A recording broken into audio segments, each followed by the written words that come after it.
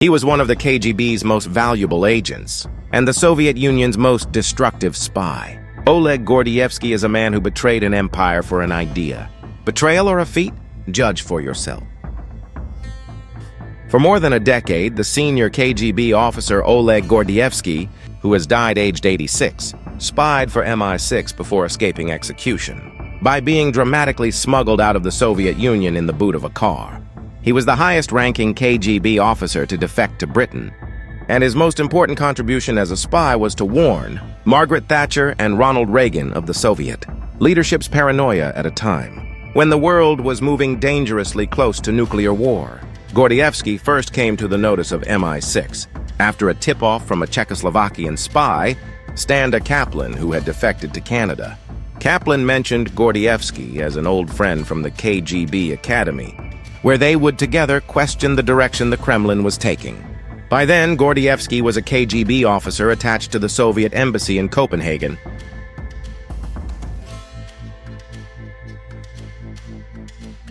In 1972, he responded favorably to delicate approaches made by MI6 officers in the Danish capital after phone taps revealed that in calls to his wife in Moscow he had expressed growing concern about the Kremlin's actions, specifically mentioning the invasion of Czechoslovakia in 1968. In 1968, a major political and social event took place in Czechoslovakia, known as the Prague Spring. It was an attempt to implement reforms within the socialist system, aimed at creating socialism with a human face. After reformist Alexander Dubček came to power in January 1968 as the leader of the Communist Party of Czechoslovakia, a course of democratization began. Censorship was relaxed, freedom of speech expanded, civil rights were strengthened, and there was open discussion about economic reforms and even limited political pluralism. However, these changes alarmed the leadership of the Soviet Union and other Warsaw Pact countries, who feared the reforms could undermine the communist system and influence other socialist states. On the night of August 21, 1968, troops from the USSR, Poland, East Germany, Hungary, and Bulgaria invaded Czechoslovakia and occupied the country. The Prague Spring was crushed by force and the reformers were removed from power. This marked the beginning of a period known as normalization, during which strict ideological control and Soviet-style socialism were reinstated. The Prague Spring became a symbol of the struggle for freedom and independence within the Eastern Bloc and drew widespread international criticism. He began spying for Britain when he returned to Moscow in 1974. He continued to do so when, to the delight of British intelligence, he was moved in 1982 to London, where he was eventually appointed the KGB resident, its head of station. However, in 1985, Soviet suspicions about him surfaced following a tip-off from Aldrich Ames, a senior CIA officer who was spying for the KGB. Gordievsky was summoned back to Moscow for questioning and, after 4 months of being closely watched, escaped in an episode that might have come straight out of the pages of spy fiction. Over his many years of spying, Gordievsky's most valuable achievement was reassuring the Kremlin that a major annual NATO exercise in Germany, codenamed Able Archer 83, was not the precursor to a preemptive nuclear strike against the Soviet Union. It was a period of heightened Cold War tension between the two superpowers, which was made worse by Reagan's rhetoric and the paranoia of the Soviet leader Yuri Andropov, who came to power in 1982. In 1981, when he was head of the KGB, Andropov had launched Operation Ryan, which dispatched KGB officers around the world to gather evidence of U.S. plans for a first strike. Gordievsky later described how KGB officers in London were ordered to find out whether NHS hospitals were stocking up supplies of blood and to watch the windows of the Ministry of Defense and other Whitehall departments to see if their lights were burning through the night. Through his MI6 handlers, Gordievsky warned Thatcher, who in turn warned Reagan, that the Kremlin's concern about what the US and NATO were up to was genuine. With the KGB hierarchy in Moscow reluctant to dismiss Andropov's paranoia, it was left to Gordievsky to reassure the Kremlin that NATO had no intention of launching nuclear weapons against the Soviet Union. Later, Gordievsky's other valuable role was assuring Western leaders, notably Thatcher, that the new Soviet president, Mikhail Gorbachev, was a genuine reformer who should be taken seriously.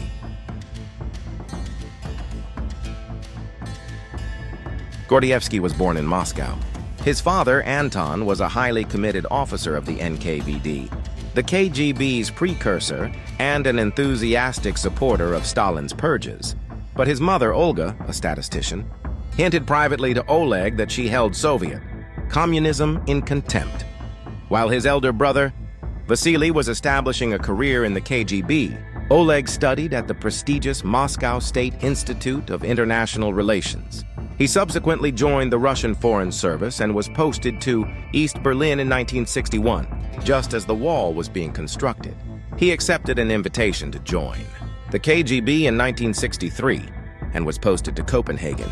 After his second tour there, when he was recruited by MI6, he returned in 1978 to Moscow, where he threw himself into brushing up his English and learning about British politics. Helped by a shortage of KGB British experts, he was rewarded in 1982 with a posting to London.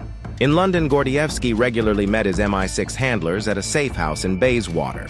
Thatcher was told about him, but she knew his identity only as Mr. Collins. MI6 officers passed him chicken feed, snippets of low-grade intelligence, to keep Moscow Center happy with his work. Among information he fed MI6 was material about Britain he saw in the KGB's vast archives. It included, he said, reports that the KGB regarded Michael Foot as an actual agent and made regular payments to the future labor leader, whom they codenamed Agent Boot.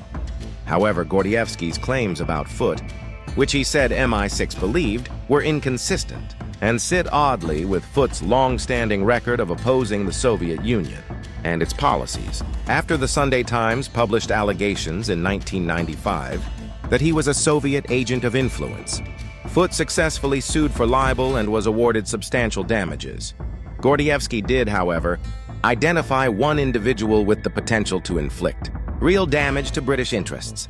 He was Michael Bettany, an unstable MI5 officer who had been sent to trouble-torn Northern Ireland, where various traumatic incidents led him into heavy drinking and a nervous breakdown.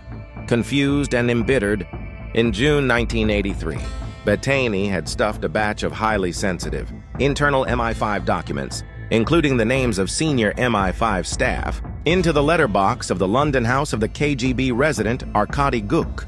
Suspecting a trap, Guk consulted Gordievsky, who at the time was his deputy. Gordievsky told Guk he was clearly the victim of a setup, before informing as quickly as he could his MI6 controllers. Bettany became the first MI5 officer to face trial under the Official Secrets Act and was sentenced to 23 years in jail, while the exposure of Guk during the trial enabled the UK government to expel him, conveniently paving the way for Gordievsky to take over as the KGB's head of station in London. Shortly afterwards, the KGB got wind, through Ames, that one of their senior officers was a mole working for British intelligence. Various checks, allied to the way the Bettany affair had panned out, soon pointed to Gordievsky as being that mole. In May 1985, he was summoned back to Moscow and taken to a KGB safe house, where he was drugged and interrogated. Although he was released, he knew it would only be a matter of time before he would be interrogated again, under a plan worked out in advance by MI6. At 7:30 p.m. every Tuesday, its officers would keep a watch on a certain bread shop in Moscow. In case of emergency, Gordievsky was told to turn up there wearing a gray cap and holding a plastic bag with the bright logo of Safeway supermarket. An MI6 officer would then walk past him, munching a Mars bar or a Kit Kat, a signal that would confirm the triggering of an operation, codenamed Pimlico, to smuggle him out of Russia.